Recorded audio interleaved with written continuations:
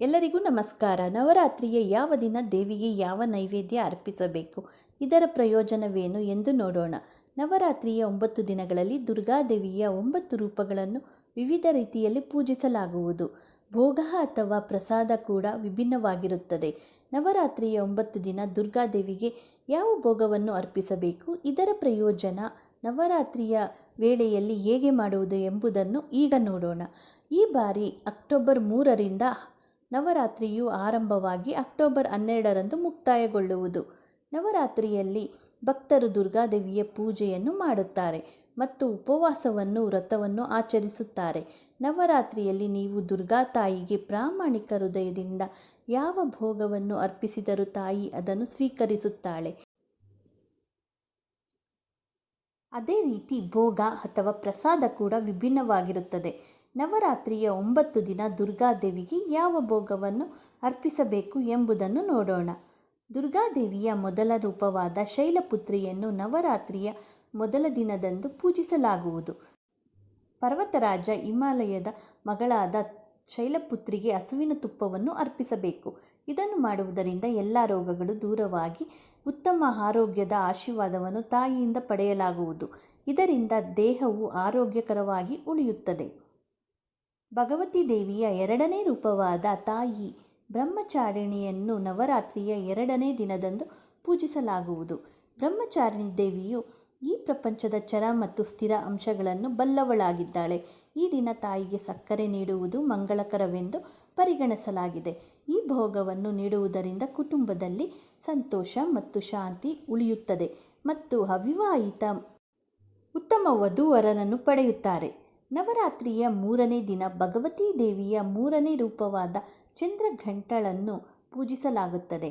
ಅವಳ ತಲೆಯ ಮೇಲೆ ಗಡಿಯಾರದ ಆಕಾರದ ಅರ್ಧಚಂದ್ರಾಕಾರವಿದೆ. ಈ ದಿನ ತಾಯಿಗೆ ಹಾಲು ಅಥವಾ ಹಾಲಿನಿಂದ ತಯಾರಿಸಿದ ವಸ್ತುಗಳನ್ನು ನೀಡಬೇಕು. ಅಲ್ಲದೆ ಅದನ್ನು ಅರ್ಪಿಸಿದ ನಂತರ ಅದನ್ನು ದಾನವಾಗಿ ನೀಡಬೇಕು. ಇದನ್ನು ಮಾಡುವುದರಿಂದ ಮಾನಸಿಕ ನೆಮ್ಮದಿ ಹಾಗೂ ಪರಮಸುಖ ಪ್ರಾಪ್ತಿಯಾಗುತ್ತದೆ. ದುರ್ಗಾದೇವಿಯ 4ನೇ ರೂಪವಾದ ಕೂಷ್ಮಾಂಡ ದೇವಿಯ ನವರಾತ್ರಿಯ 4ನೇ ದಿನದಂದು ಪೂಜಿಸಲಾಗುವುದು. ಈ ದಿನ ತಾಯಿಗೆ ಮಾಲ್ಪುವನ್ನು ನೈವೇದ್ಯವನ್ನಾಗಿ ಅರ್ಪಿಸಬೇಕು. ಅಲ್ಲದೆ ಈ ಭೋಗವನ್ನು ದೇವಸ್ಥಾನಕ್ಕೆ ಅಥವಾ ಬಡ ಮತ್ತು ನಿರ್ಗತಿಕ ಜನರಿಗೆ ದಾನ ಮಾಡಬೇಕು. ಇದನ್ನು ಮಾಡುವುದರಿಂದ ತಾಯಿ ಬುದ್ಧಿಯನ್ನು ಆಶೀರ್ವದಿಸುತ್ತಾಳೆ ಮತ್ತು ನಿರ್ಧಾರಗಳನ್ನು ತೆಗೆದುಕೊಳ್ಳುವ ಸಾಮರ್ಥ್ಯವನ್ನು ಹೆಚ್ಚಿಸುತ್ತಾಳೆ. ನವರಾತ್ರಿಯ 5ನೇ ದಿನ ಭಗವತಿ ದೇವಿಯ 5ನೇ ರೂಪವಾದ ಸ್ಕಂದ ಮಾತೆಯನ್ನು ವಿಧಿವಿಧಾನಗಳ ಪ್ರಕಾರ ಪೂಜಿಸಲಾಗುವುದು. ಅವಳು ಬ್ರಹ್ಮಸ್ವರೂಪಿಣಿ ಸನಾತನ ಕುಮಾರನ ತಾಯಿಯಾಗಿದ್ದರಿಂದ ಅವಳನ್ನು ಸ್ಕಂದ ಮಾತೆ ಎಂದು ಕರೆಯಲಾಗುತ್ತದೆ. ನವರಾತ್ರಿಯ 5ನೇ ದಿನದಂದು ಬಾಳೆ ನೈವೇದ್ಯವನ್ನು ಅರ್ಪಿಸುವುದು ಅತ್ಯಂತ ಮಂಗಳಕರ. ಇದನ್ನು ಮಾಡುವುದರಿಂದ ವೃತ್ತಿ ಜೀವನದಲ್ಲಿ ಬೆಳವಣಿಗೆಯಾಗುತ್ತದೆ ಮತ್ತು ಕುಟುಂಬದ ಸದಸ್ಯರು ತಮ್ಮ ತಮ್ಮ ಕ್ಷೇತ್ರಗಳಲ್ಲಿ ಪ್ರಗತಿ ಹೊಂದುತ್ತಾರೆ. ಕಾತ್ಯಾಯಿನಿ ದೇವಿಯನ್ನು ನವರಾತ್ರಿಯ 6ನೇ ದಿನದಂದು ಪೂಜಿಸಲಾಗುವುದು. ಭಗವತಿ ದೇವಿಯ 6ನೇ ರೂಪ ಈಕೆಯಾಗಿದ್ದಾಳೆ.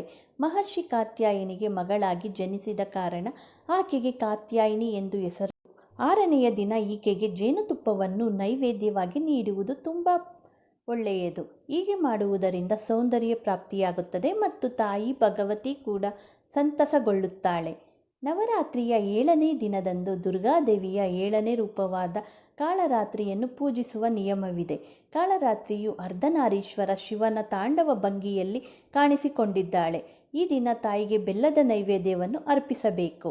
ಹೀಗೆ ಮಾಡುವುದರಿಂದ ಒಬ್ಬನು ಶತ್ರುಗಳಿಂದ ಸ್ವಾತಂತ್ರ್ಯವನ್ನು ಪಡೆಯುತ್ತಾನೆ ಮತ್ತು ಎಲ್ಲ ತೊಂದರೆಗಳಲ್ಲೂ ತಾಯಿ ರಕ್ಷಣೆಯನ್ನು ನೀಡುತ್ತಾಳೆ. ದುರ್ಗಾದೇವಿಯ 8ನೇ ರೂಪವಾದ ಮಹಾಗೌರಿಯನ್ನು ನವರಾತ್ರಿಯ 8ನೇ ದಿನದಂದು ಪೂಜಿಸಲಾಗುತ್ತದೆ. ತನ್ನ ತಪಸ್ಸಿನಿಂದ ಗೌರವರ್ಣವನ್ನು ಪಡೆದಳು. ನವರಾತ್ರಿಯ 8ನೇ ದಿನದಂದು ಮಹಾಗೌರಿಗೆ ತೆಂಗಿನಕಾಯಿ ಅರ್ಪಿಸಬೇಕು. ಹಾಗೆಯೇ ತೆಂಗಿನಕಾಯಿ ದಾನವನ್ನು ಕೊಟ್ಟರೆ ಒಳ್ಳೆಯದು. ಇದನ್ನು ಮಾಡುವುದರಿಂದ ತಾಯಿ ಮನುಷ್ಯನ ಎಲ್ಲ ಆಸೆಗಳನ್ನು ಪೂರೈಸುತ್ತಾಳೆ. ನವರಾತ್ರಿಯ ಕೊನೆಯ ದಿನ ಅಂದರೆ 9ನೇ ದಿನ ದುರ್ಗಾದೇವಿಯ 9ನೇ ರೂಪವಾದ ಸಿದ್ಧಿದಾತ್ರಿ ದೇವಿಯನ್ನು ಸರಿಯಾಗಿ ಪೂಜಿಸಬೇಕು. ಈ ದಿನ ತಾಯಿಗೆ ಕಡಲೆಬೇಳೆಯನ್ನು ಅಥವಾ ಕಡಲೆಬೇಳೆಯಿಂದ ತಯಾರಿಸಿದ ನೈವೇದ್ಯವನ್ನು ನೀಡಬೇಕು. ಹೀಗೆ ಮಾಡುವುದರಿಂದ ಕುಟುಂಬದಲ್ಲಿ ಸಂತೋಷ ಮತ್ತು ಶಾಂತಿ ಉಳಿಯುತ್ತದೆ ಮತ್ತು ಸಮೃದ್ಧಿಯು ತಾಯಿಯ ಆಶೀರ್ವಾದದೊಂದಿಗೆ ಬರುತ್ತದೆ. ಈ ಮಾಹಿತಿ ನಿಮಗೆ ಉಪಯುಕ್ತವಾದರೆ ಲೈಕ್ ಮಾಡಿ ಹಾಗೆ ಶೇರ್ ಮಾಡಿ. ನಮ್ಮ ಚಾನಲನ್ನು ಸಬ್ಸ್ಕ್ರೈಬ್ ಮಾಡಿಕೊಳ್ಳಿ. ಮತ್ತೆ ಸಿಗೋಣ ಇನ್ನೊಂದು ವಿಡಿಯೋದೊಂದಿಗೆ. ಧನ್ಯವಾದಗಳು.